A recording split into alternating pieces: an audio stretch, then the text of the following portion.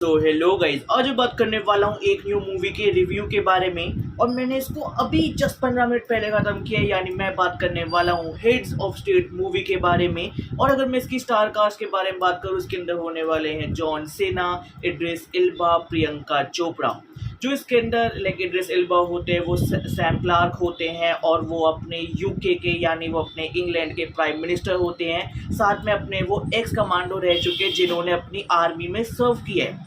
दूसरी साइड अगर मैं जॉन सीना के बारे में बात करूं, भाई उनका इसमें नाम होता है विल डेरिगर, और वो यूएस के प्रेसिडेंट होते हैं जो अपने एक्स एक्शन हीरो भी हैं मूवीज के अंदर। और फिर तीसरी होती है अपनी प्रियंका चोपड़ा, जिनका इस मूवी में नाम होता है नोएल, और ये MI6 की टॉप मोस्ट एजेंट होती है, सबसे टॉप लेवल की एजेंट होती है, क्योंकि जो MI6 की बाकी के 5 होते हैं वो मिशन में मारे जाते हैं। अगर मैं इस मूवी के प्लॉट के बारे में बात करूँ तो इसके अंदर दिखाते हैं अपने यूएस के प्रेसिडेंट और अपने यूके के प्राइम मिनिस्टर मिलते हैं अपने नाटो को अच्छे से स्टैब्लिश करने के लिए।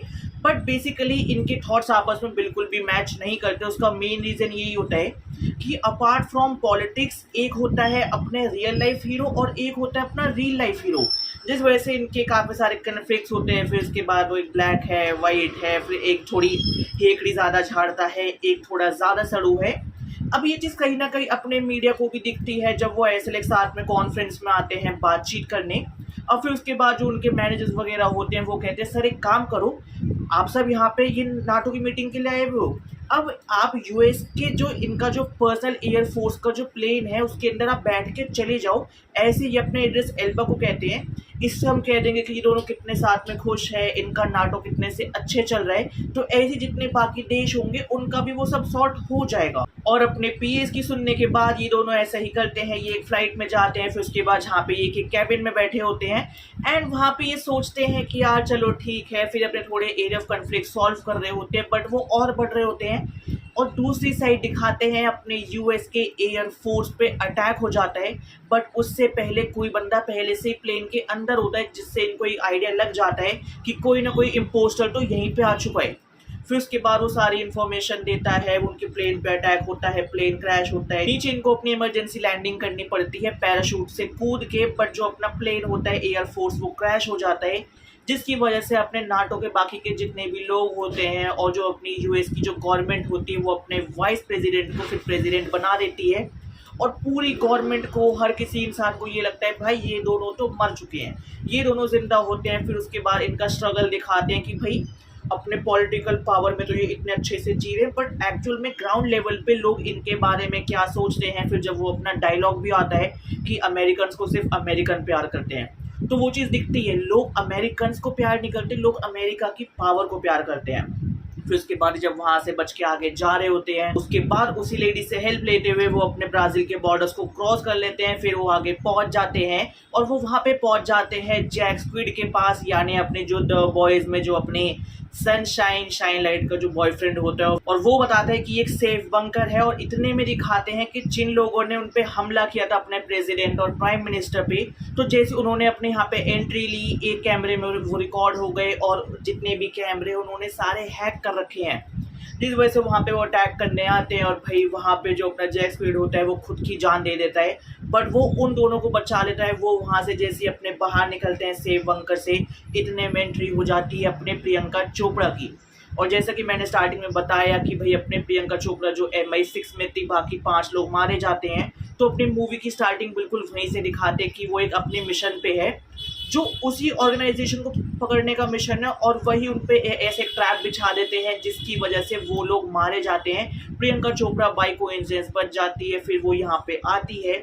अब ये तीनों यहाँ से किसी तरह यहाँ से भाग रहे होते हैं, जब हमें पता चलता है यानी जो अपना सैम क्लार्क है और अपना नोएल यानी प्रियंका चोपड़ा और इड्रिस एल्बा है, ये दोनों प्यार में बहुत ज़्यादा है, बट ड्यू टू अपनी रिस्पॉन्सिबिलिटीज़, अपनी पॉलिटिक्स और अपनी पावर वाली, ये चाहकर भी साथ में नहीं रह पाए। उसके बाद दिखाते हैं फिर वो वहाँ से दूसरी जगह जाते हैं, फिर तीसरी जगह जाते हैं, और एक एक करके सारी जगहों पे ना जितने भी कैमराज हैं, जितनी भी अपनी सिक्योरिटी है, ये उसमें कहीं ना कहीं कैप्चर हो जाते हैं, जिसकी वजह से इनकी जान पे बहुत ज़्यादा बनाती है।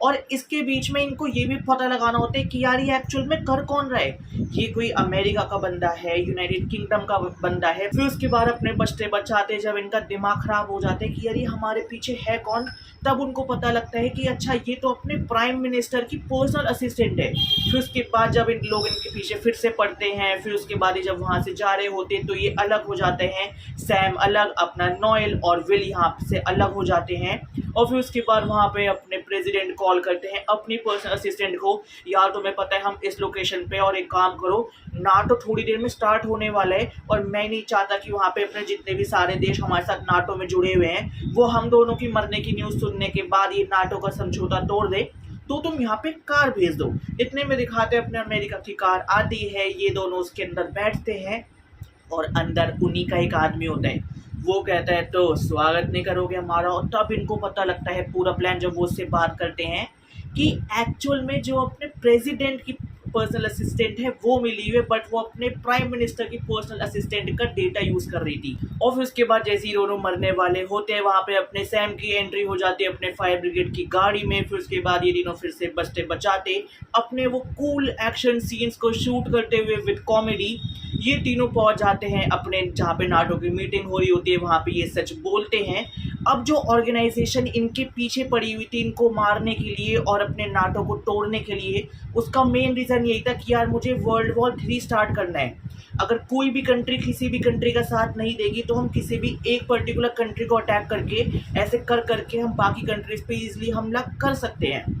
अब देखो जैसे कि हम सब जानते हैं हर विलन का एक उसका हीरो वाला फेज होता है, तो एक्चुअल में जो ये ऑर्गेनाइजेशन का हेड है जो सबको मारने पे लगा हुआ है, स्पेशली अपने यूएस के प्राइम अपने प्रेसिडेंट को, तो ये हो क्यों रहा है।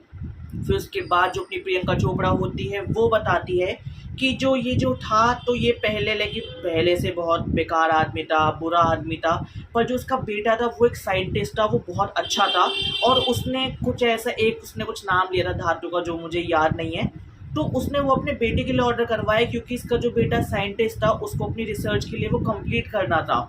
इधर अमेरिका को लगा कि इससे अपना न्यूक्लियर पावर भी तैयार होती है, तो ये जो है अपनी न्यूक्लियर पावर तैयार कर रहा है, और अमेरिका ने कह रखा है देखो कोई भी हमारी परमिशन के बिना न्यूक्लियर पावर और तैयार नहीं कर सकता, तो जिस वजह से अमेरिका ने उन पे हमला कर दिया और ये तो बच गया, पर इसके सामने इसका इनोसेंट बेटा मारा गया। तो इस पर अपना प्रेसिडेंट कहता है इसका मतलब ये हीरो है और ये घायल हीरो है, विलन एक्चुअल में हम हैं।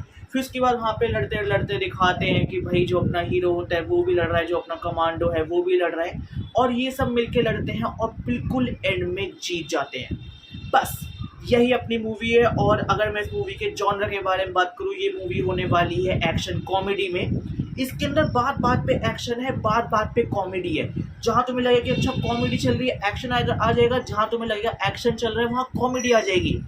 देखो मुझे नहीं लगा था कि मुझे मूवी अच्छी लगेगी, बट ये एक्चुअल में मूवी मुझे बहुत ज़्यादा अच्छी लगी। और अगर मैं मूवी के अदर एस्पेक्ट्स के बारे में बात करूँ, जिसके अंदर पहली आती है अपनी एक्टिंग, तीनों की अच्छी थी। एक्शन मूवीज़ में इतनी एक्टिंग देखो वैसे भी कुछ मैटर नहीं करती, बट जितनी भी करी ठीक है, not bad not good, above average. फिर उसके बाद अगर मैं स्टोरी लाइन के बारे में बात करूँ, ये बस 1.5 दिन की स्टोरी होती है कि एक दिन पहले चले, फिर उसके बाद अगला दिन, और अगली सुबह तो तुम अपने नाटो की मीटिंग में आई गए। जिस तरीके से दिखाया गया, पोर्ट्रे किया गया, बहुत स्ट्रेट फॉरवर्ड चीज़ें रखी गई। ये मूवी 2 घंटे की भी नहीं है, 1 घंटे 52 मिनट, 1 घंटे कुछ मतलब कुछ ऐसे ही है ये।